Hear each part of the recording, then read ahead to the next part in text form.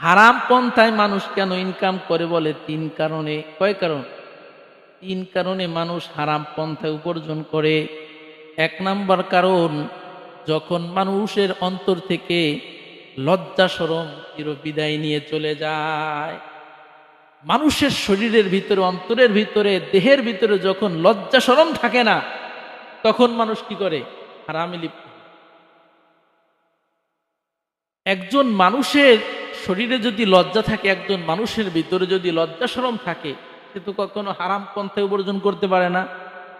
ঘুষ খাওয়ার আগে তো সে 6বার চিন্তা করবে, আরে আমি যে ঘুষ খাচ্ছি জনগণ জানলে আমার কি অবস্থা, আরে আমি যে চুরি করতে যাব যদি ধরা পড়ে, যদি ধরা পড়ে যায় তাহলে আমার পরিস্থিতি কি হবে। তো আল্লাহর নবী বলেন, লজ্জা শরম যখন মানুষের থেকে চিরবিদায় নিয়ে চলে যাবে, তখনই মানুষ হারামে লিপ্ত হবে। এজন্য আমাদের কি আনতে হবে? চিল্লায় বলেন, লজ্জা শরম আগে আনতে হবে। এই জন্যই তো আল্লাহ নবী বলছে, আল হায়াউ শুআবাতুম মিনাল ঈমান। আল্লাহ নবী বলেন, লজ্জা শরম এটা হচ্ছে ঈমানের শাখা, ঈমানের অঙ্গ। এটা তো আমাদের কাছে সাধারণ বিষয় মনে হচ্ছে। কয়, আরে লজ্জা শরম এটা ঈমানের অঙ্গ হয় কেমনে? এইভাবেই তো হয়। লজ্জা শরম যার নাই সে তো সবকিছুই করতে পারে, যার লজ্জা আছে সে তো অন্যায় কাজ করতে পারে না। সে তো চিন্তা করবে, হায় রে, আমি একজন এলাকার মানুষ, আমি যদি এই অন্যায়টা করি, সমাজের মানুষের কাছে যদি ধরা খাই, ইজ্জত করতে পারবে, এই কাজ করতে পারবে? এই জন্য আল্লাহ নবী বলেন, আল হায়াউ শুআবাতুম মিনাল ঈমান। পয়গম্বর বলেন, লজ্জা শরম এটা হচ্ছে ঈমানের অঙ্গ, ঈমানের শাখা প্রশাখার অন্যতম একটা শাখা। ঈমানের অঙ্গ প্রত্যঙ্গ সময়ের মধ্য থেকে একটা বড় একটা অঙ্গের নাম হচ্ছে লজ্জা শরম। পয়গম্বর বলে, সাহাবীরা, ইদা লাম তাস্তাহি ফাসনা মা শিতা। যদি কারো লজ্জা না থাকে তাহলে যা মনে চায় তুমি করো, কোনো বাধা নাই। যখন মানুষের লজ্জা শেষ হয়ে যায়, ইদা লাম তাস্তাহি, যখন তুমি লজ্জাবোধ করো না, যখন তোমার ভিতরে শরম আসে না, লজ্জা আসে না, তো ফাসনা মা শিতা, তো যা মনে চায় তা তুমি করতে। আরে যার ভিতরে লজ্জা নাই সে তো যা মনে চায় তা করতে পারে। আর যার লজ্জা আছে সে তো একটা কাজ করার পর আগে হাজারো বার কি করে? চিন্তা করে যে এর পরিণাম কি হবে। এই জন্য বুখারীর ভিতরে পয়গম্বর বলে, ইস্তাহিয়ু মিনাল্লাহি হাক্কাল হায়া। আল্লাহর নবী বলেন, উম্মত আমার, তোমরা আল্লাহ তাআলাকে পরিপূর্ণভাবে লজ্জা করো। কাকে লজ্জা করতে হবে? মানুষকে তো লজ্জা করবেনই, কিন্তু আল্লাহর নবী বলেন আল্লাহ তাআলাকে লজ্জা করো। তাও পরিপূর্ণভাবে লজ্জা করতে বলছেন। কাকে লজ্জা করতে হবে? ইস্তাহিয়ু মিনাল্লাহি হাক্কাল হায়া। আল্লাহর নবী বলেন, আল্লাহ পাক রব্বুল আলামিনকে তোমরা পরিপূর্ণভাবে লজ্জা করো। সাহাবায়ে কেরাম জবাব দিলেন, ইয়া রাসূলুল্লাহ, ইয়া হাবিবাল্লাহ, ইন্না নাস্তাহি মিনাল্লাহি হাক্কাল হায়া। আমরা আল্লাহ পাক রব্বুল আলামিনকে তো পরিপূর্ণভাবে লজ্জা করি। সাহাবায়ে কেরাম কি বললেন? ইয়া রাসূলুল্লাহ, ইয়া হাবিবাল্লাহ, আমরা তো আল্লাহ তাআলাকে পরিপূর্ণভাবে কি করি?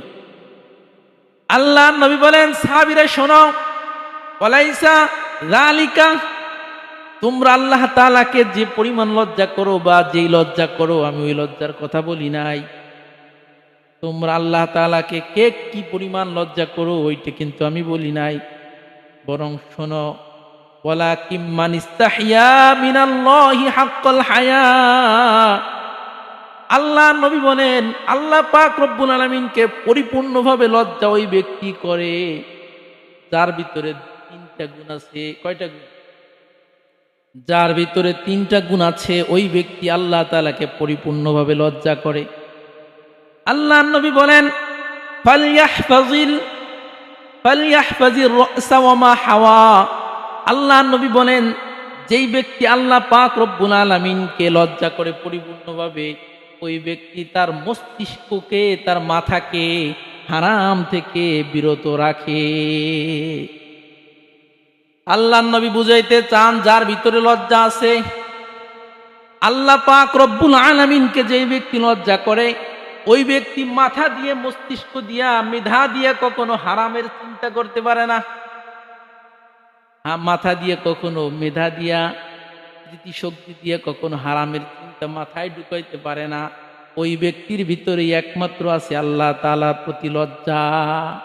আল্লাহ তাআলার প্রতি যার লজ্জা আছে, সে তার মাথা দিয়ে হারাম চিন্তা করতে পারে না। কার মাথায় বাড়ি দিবে, কার হক নষ্ট করবে, এই চিন্তা হাত পা দিয়ে করে না মাথা দিয়ে করে? মাথা দিয়ে করে না। তো আল্লাহ নবী বলেন যে আল্লাহ পাক রব্বুল আলামিনের প্রতি যাদের পরিপূর্ণভাবে লজ্জা আছে, তাদের ভিতরে তিনটি বৈশিষ্ট্য থাকতে হবে। এক নম্বর বৈশিষ্ট্য, তারা মাথা দিয়ে কখনো হারাম চিন্তা ফিকির করতে। দ্বিতীয় নাম্বার, আল্লাহ নবী বলেন ওয়ালইয়াহফাজিল বাতনা ওয়া মা হাওয়া। আল্লাহ নবী বলেন আল্লাহ পাক রব্বুল আলামিনকে যারা পরিপূর্ণভাবে লজ্জা করবে, তাদের দ্বিতীয় নাম্বার গুণ হলো তারা পেটকে সব সময় হারাম থেকে বিরত রাখবে। পেটকে কি করবে? আপনি পেট হারাম খেয়ে খেয়ে পেট ভরতেছেন, আর মুখ দিয়ে বলতেছেন আমি আল্লাহ তাআলাকে লজ্জা করি। এটা কি লজ্জা করা বলে? আল্লাহ নবী বলেন দ্বিতীয় নাম্বার গুণ হলো যারা হারাম থেকে নিজের পেটকে হেফাজত করে। তিন নাম্বার গুণ আল্লাহ নবী বলেন ওয়ালিয়াযকুরিল মাউতা ওয়াল বিলা। তিন নাম্বার বৈশিষ্ট্য গুণ হলো যারা মৃত্যুর কথা বেশি বেশি স্মরণ করে এবং মৃত্যু পরবর্তী জিন্দেগির কথা যারা বেশি বেশি স্মরণ করে, বুঝতে হবে তাদের ভিতরে আল্লাহর প্রতি পরিপূর্ণ লজ্জা এবং শরম আছে। আল্লাহ নবী বলেন ওমান ফাআলা যালিকা ফাকাদ ইসতাহিয়া মিনাল্লাহি হাক্কাল হায়া। পয়গম্বর বলে এই তিনটা গুণ যাদের ভিতরে আছে, যারা তাদের মাথা দিয়ে খারাপ চিন্তাধারা বা খারাপ চিন্তা কখনো মাথা দিয়ে করে না। দ্বিতীয় নাম্বার, যারা পেটকে হারাম থেকে বাঁচিয়ে রাখে। তিন নাম্বার, যারা বেশি বেশি মৃত্যুর কথা স্মরণ করে। আল্লাহ নবী বলেন এই মানুষগুলার ভিতরে আল্লাহ তাআলার প্রতি লজ্জা আছে। আর আল্লাহ তাআলার প্রতি যাদের লজ্জা আছে, তারা কখনো হারাম উপার্জনে কখনো লিপ্ত হতে পারে না। এজন্য আমি বুঝাইতে চাচ্ছি, হারাম থেকে যদি আপনি বাঁচতে চাই, তাহলে কি করতে হবে? নিজের ভিতরে লজ্জা শরম ঢুকাইতে হবে।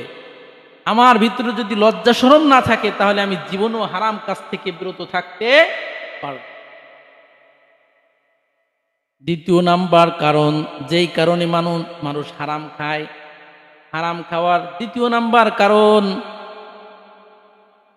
যখন মানুষ তড়িৎ গতিতে ধনী হওয়ার চিন্তা করে, তখন মানুষ হারামে লিপ্ত হয়ে যায়। যখন মানুষ চিন্তা করে আমার ধনী হতে হবে, তাও খুব দ্রুত ধনী হতে হবে, তখন ওই মানুষ কোনটা হালাল কোনটা হারাম ওই দিকে তাকানোর সুযোগ পায় না। এই জন্য আল্লাহ নবী বলেন কখনো তড়িৎ গতিতে ধনী হওয়ার আশা কখনো করবা না। তড়িৎ গতিতে খুব দ্রুত স্বল্প সময়ের ভিতরে ধনী হয়ে যেতে হবে, এই ফিকির মাথা থেকে। ধনী যদি আল্লাহ তাআলা বানায়, এমনি হয়ে যাবে। আল্লাহ পাক রব্বুল আলামিন যদি কাউকে ধনী না বানায়, হাজারো চেষ্টা করলে ধনী হওয়া যায়? জীবনেও সম্ভব। এজন্য পয়গম্বর আলাইহিস সালাতু ওয়াস সালাম জানায় দেন, আলা ওয়া ইন্না নাফসান লান তামুতা হাত্তা তাস্তাকমিলা রিজকাহা ফাত্তাকুল্লাহ। আল্লাহ নবী বলেন, ও আমার উম্মতেরা, রিজিকের টেনশন কখনো করবা না, খাবারের টেনশন কখনো করবা না, সম্পদের টেনশন কখনো করবা না। কারণ যার ভাগ্যে যতটুকু আছে ততটুকু তার ভাগ্যে অবশ্যই আসবে। যার ভাগ্যে যা নাই, কিয়ামত পর্যন্ত চেষ্টা করলেও সে পাবে না। পয়গম্বর বলে, যার ভাগ্যে একটা খাবার আছে, একটা চাউলের দানা পর্যন্ত যার ভাগ্যে আছে, আল্লাহ নবী বলেন ওই একটা চাউলের দানা যতক্ষণ পর্যন্ত তার পেটের ভিতরে না যাবে, ততক্ষণ পর্যন্ত তার ইন্তেকাল হবে না। তাহলে এত লাফালাফি করে কি লাভ? আরে বাজান, হারাম ভক্ষণ করে কোটি টাকার মালিক হওয়ার চিন্তা মাথায় রাখার দ্বারা কি লাভ? আপনার আমার ভাগ্যে যা আছে তা তো আসবেই। আপনি চেষ্টা করলেও আসবে, চেষ্টা না করলেও আসবে। আল্লাহ পাক রব্বুল আলামিন আপনাকে আমাকে সৃষ্টি করার বহু পূর্বে ফয়সালা করে দিয়েছেন যে আমি আমার বান্দাকে, কোন বান্দাকে কি পরিমাণ খাবার দিব, কি পরিমাণ হায়াত দিব, কি পরিমাণ বিপদ আপদ দিব, কি পরিমাণ নেয়ামত দিব, সবগুলো সৃষ্টি করার আগেই লেখা আছে না নাই? আছে না? তাহলে হারাম খেতে হবে কেন? আরে আমার ভাগ্যে আল্লাহ তাআলা যা রেখেছেন তা তো এমনি আসবে, তাহলে আমি কেন হারাম খাবো? তো আল্লাহর নবী বলেন যে হারাম মানুষ কেন খায় তার দ্বিতীয় নাম্বার কারণ হলো দ্রুত গতিতে যারা ধনী হতে চায়, স্বল্প সময়ে যারা ধনী হয়ে যেতে চায়, ওরা কি করে? হারাম ভক্ষণ করে। 3 নাম্বার কারণ হলো যেই কারণে মানুষ হারামে লিপ্ত হয়ে যায়, হারাম পন্থায় মানুষ উপার্জন করে, তার 3 নাম্বার কারণ হলো যারা হারামে লিপ্ত হয় ওদের মূলত জানা নাই যে হারাম খেলে কি হয়, হারাম খাওয়ার পরিণাম যে কত ভয়ঙ্কর, এই বিষয়টা না জানার কারণে অনেক সময় অনেকে হারামে লিপ্ত হয়ে যায়। যদি কেউ জানতো যে হারাম ভক্ষণ করলে কি হয়, কশ্চিন কালেও সে কখনো হারাম ভক্ষণ করতো না। আর হারাম ভক্ষণ করে কি লাভ? এত কষ্ট করে আপনি আমি যদি হারাম ভক্ষণ করি, সব কি আপনি আমি খেতে পারি? আরে আপনি আমি যে পরিশ্রম করে যে টাকা ইনকাম করি, এই টাকাটা যদি হারাম পন্থায় আপনি আমি যদি উপার্জন করি, এই সম্পূর্ণ টাকাকে আমি ভোগ করি? মুসল্লিয়ান একাম, আপনারা বুঝতেছেন না, আপনার ইনকামের টাকা কি আপনি একা ভোগ করেন? আর অসংখ্য অগণিত মানুষ ভোগ করে না? আপনার ইনকামের টাকা দিয়ে আপনার সংসার চলে, আপনার সন্তান চলে, আপনার স্ত্রী পরিবার সবগুলো কিন্তু আপনার হারাম টাকা দিয়ে চলতেছে রে বাজান। কিয়ামতের ময়দানে যখন আল্লাহ ধরবেন, আপনার সন্তানকেও ধরবেন না, আপনার পিতাকেও ধরবেন না, আপনার মা বাবাকেও ধরবেন না। ধরবে কারে? আপনারে। সন্তানটা ধরবে না কেন? বাবার দায়িত্ব ছিল সন্তানের ভরণ পোষণ দেওয়ার দায়িত্ব কার উপরে? বাবার উপরে। স্ত্রীর ভরণ পোষণের দায়িত্ব স্বামীর উপরে। এই জন্য আল্লাহ তাআলা কিয়ামত দিবসে সন্তানকেও ধরবেন না, স্ত্রীকেও ধরবেন না। যিনি হারাম উপার্জন করেছে আল্লাহ বলবেন তুমি হিসাব। তাহলে আমরা এত বোকা কেন হব যে হারাম পন্থায় উপার্জন করে সকলকে নিয়ে আমরা ভক্ষণ করলাম, কিন্তু পিটান খাতে হবে কিয়ামতের ময়দান আমার একা? আমার সাথী কেউ হবে? আমি যদি হারাম পন্থায় উপার্জন করি, কিয়ামতের ময়দানে একজনকে তো খুঁজে পাওয়া যাবে না। আমার শাস্তি ভোগ করার জন্য আমার স্ত্রী আসবে না, আমার সন্তান সন্ততি, আমার পিতামাতা কেউ ওই দিন আমার শাস্তি ভোগ করার জন্য আসবে না। কেউ বলবে না বাবা দুনিয়াতে কত পরিশ্রম করে এই হারাম টাকা দিয়ে তুমি আমাদের পড়ালেখা করিয়েছিলে, আমাদের সংসার চালিয়েছিলে, তাহলে আজকের আযাবের ভাগ কিছুটা হলেও আমরা তোমার সঙ্গে সহ্য করিনি। নিবে কেউ? কেউ নিবে না। তাহলে আমরা কেন হারাম পন্থায় উপার্জন? ভাইরা আমার, বন্ধুরা আমার, হযরতে আবু বকর সিদ্দিক রাদিয়াল্লাহু তাআলা আনহুর নাম অনেকেই শুনছেন। এই আবু বকর সিদ্দিক রাদিয়াল্লাহু তাআলা আনহুর একজন গোলাম ছিল, গোলাম কৃতদাস। একটা গোলাম কিনছেন, ওই জামানায় ছিল। এই কৃতদাসের সঙ্গে আবু বকর সিদ্দিক রাদিয়াল্লাহু তাআলা আনহুর চুক্তি ছিল, যেহেতু তোমাকে আমি টাকা দিয়ে কিনছি, তুমি আমার কৃতদাস, কৃত গোলাম, আমি যাক বলবো আমার কথার বাইরে তুমি চলতে পারবা না। অতএব আমি তোমাকে নির্ধারণ করে দিচ্ছি, তুমি প্রতিদিন যে পরিমাণ টাকা ইনকাম করবা এর অর্ধেক টাকা আমাকে দিতে হবে, আর অর্ধেক তোমার। তোমারও একটা পুঁজির দরকার আছে। এই সুযোগ দিলে লাভ আছে। গোলামকে যদি এই সুযোগ দেওয়া না হয় তো কাজ করবে না, সারাদিন মোবাইল টিপবে। আর যদি আপনি সুযোগ দেন যে শোনো তুমি তো আমার গোলাম, আমার কথার বাইরে তো তোমার চলার কোনো অধিকার নাই, অতএব তুমি কাজ করো, বসে না থেকে কাজ করো, কাজ করলে লাভ, অর্ধেক তুমি পাবা, অর্ধেক আমার। সুন্দর একটা সিস্টেম। হযরতে আবু বকর সিদ্দিক রাদিয়াল্লাহু তাআলা আনহু এই গোলামকে বললেন, বাবা তুমি যেহেতু আমার কৃতদাস, আমার গোলাম, আমি তোমার জন্য ফয়সালা করে দিলাম, তুমি সারা দিন যা ইনকাম করবে অর্ধেক তোমার, অর্ধেক আমার। আমি যে অর্ধেক পাই তোমার কাছে, এই অর্ধেক দিয়ে তুমি আমার খাবারের ব্যবস্থা করবা, কারণ আমি রাষ্ট্রীয় কাজে ব্যস্ত থাকি, তো আমার ওই নিজের পেটের চিন্তা করার সময় আমার হয় না। আমি জনগণের চিন্তা করতে করতে আমার পেটের চিন্তা করার সময় আমার, আরে আবু বকর সিদ্দিক রাদিয়াল্লাহু তাআলা আনহু তিনি কি এই বর্তমান জামানার যারা বড় বড় নেতা আছে তাদের মতন ছিলেন? বর্তমান জামানা আমাদের যারা নেতা আছে আলহামদুলিল্লাহ সবাই স্বাবলম্বী, কিন্তু এই যে খলিফাতুল মুসলিমিন যারা ছিলেন ওনাদের কিচ্ছু ছিল না। সারা জাহানের দায়িত্ব পালন করতেন, সারা দেশের দায়িত্ব পালন করতেন, পকেটে 1 টাকাও নেই। এটাই তো ছিল ইতিহাস। হযরতে আবু বকর সিদ্দিক রাদিয়াল্লাহু তাআলা আনহু ওই গোলামকে বললেন, বাবা তুমি সারা দিন যা ইনকাম করবা অর্ধেক টাকা তোমার, অর্ধেক দিয়ে তুমি আমার খাবারের ব্যবস্থা করবা। গোলাম বললেন, হুজুর ঠিক আছে, আমি যতদিন বেঁচে আছি ততদিন পর্যন্ত আমার উপার্জনের অর্ধেক টাকা দিয়ে আপনার খাবারের ব্যবস্থা আমি করব।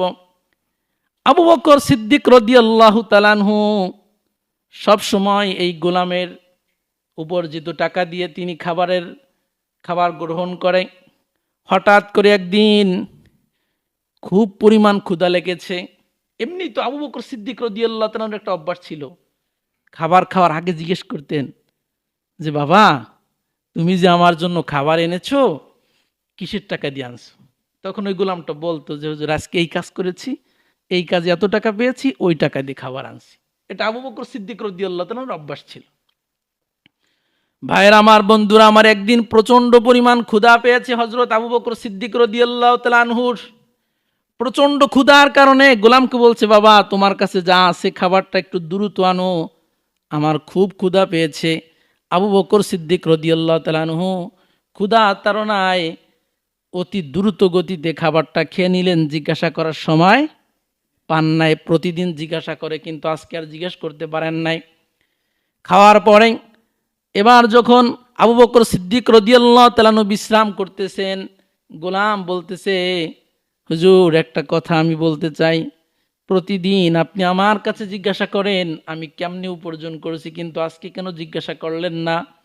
বলে, বাবা প্রচন্ড ক্ষুধা পেয়েছিল, যার কারণে আজকে তোমার কাছে জিজ্ঞাসা করতে পারি নাই। তাহলে তুমি বলো, আমার পেটটা যেহেতু এখন ঠান্ডা হয়ে গিয়েছে, অতএব এখন তুমি বলো, যেই টাকা দিয়ে তুমি আমার খাবারের ব্যবস্থা করেছো, বলো এই টাকাটা তুমি কোথায় পেয়েছো? এবার ওই গোলাম বলতেছে, হুজুর আজকের টাকাটা হালাল ছিল না, আজকের টাকাটা ছিল হারাম। বলে, কেমনে? কয়, হুজুর আপনি আমাকে যখন ক্রয় করেছেন, ক্রয় করার পরেই আমি মুসলমান হয়ে গিয়েছি, কিন্তু যখন আমি আপনার কাছে আমি বিক্রিত হইনি, যখন আপনার গোলাম আমি ছিলাম না, ওই প্রাচীনকালে আমি জ্যোতিষীর কাজ করতাম, মানুষের হাত গুনতাম। মানুষের হাত গোনে না, আরে গণক, গণক আছে না, সব বাটপারি, সব কি চিটারি। আল্লাহ নবী বলেন, এই গণকের কাছে যে ব্যক্তি যাবে ও বেঈমান। গণকের কাছে যে হাত গুনাবে ওর ইমান নাই, ও বেঈমান হয়ে যাবে সাথে সাথে। এই মেয়ে, আপনার আমার তাকদিরে কি আছে এটা জানে কে? তাহলে গণক কি জানবে? তো গণক যদি এত কিছু জানে, তো তুই গণকগিরি করস কে? সব যদি তুমি জানো, একজনকে গরিব ধনী বানাই দিতে পারো, এই বানাই দিতে পারো, সেই বানিয়ে দিতে পারো, তাহলে তুমি গরিব আছো কেন? প্রশ্ন আসে না? কিন্তু অনেক মানুষ বুঝে না, অনেক মানুষ বোঝে না। আরে মিয়া, আপনার একটা জিনিস হারিয়ে গেছে, গণকের কাছে যে আপনি বলে দিল এরপর আপনি এটা পাবেন, ওই গণকের তো কত জিনিস হারিয়ে যায়, ওইটা তো সে খুঁজে পায় না। তা নিজেরটা যদি হারিয়ে গেলে যদি খুঁজে না পায়, তা আপনারটা কেমনে পাবে? আল্লাহ নবী বলেন, গণকের কাছে যাবা না, বেঈমান হয়ে যাবা। এই গণকগিরি করে এই হাত গুনে যে টাকা নেয়, এই টাকা সম্পূর্ণ হারাম, সম্পূর্ণ হারাম, সুদের টাকার চেয়েও বেশি হারাম। এই জন্য গোলাম বলতেছে, হুজুর ওই প্রাচীনকালে জাহেলিয়াতের যুগে আমি মানুষের হাত গুনতাম, হুজুর আমি যে হাত গুনতাম হুজুর কিচ্ছু জানতাম না। এই গোলাম বলতেছে, হুজুর আমি কিচ্ছু জানতাম না, মানুষ আমাকে ভক্তি শ্রদ্ধা করে মানুষ আমার কাছে আসতো, মানুষ আমার কাছে হাত গুনাতো, বিভিন্ন কিছু আমাকে বলতো, আমি ওইগুলো করতাম, মানুষ আমাকে টাকা দিত, মূলত পক্ষে আমি কিচ্ছু জানতাম না হুজুর, একেবারে আন্দাজটু হু দিয়ে দিতাম, কিন্তু কিচ্ছু পড়তাম না আর আমি কিচ্ছু জানতামও না। হযরতে আবু বকর সিদ্দিক রাদিয়াল্লাহু তাআলা আনহু বললেন, তাহলে আমি বুঝলাম যে তুমি প্রাচীনকালে এরকমের মানুষের হাত গুনতা, তাহলে ওই হাত গোনার সাথে এই টাকার সম্পর্ক কি?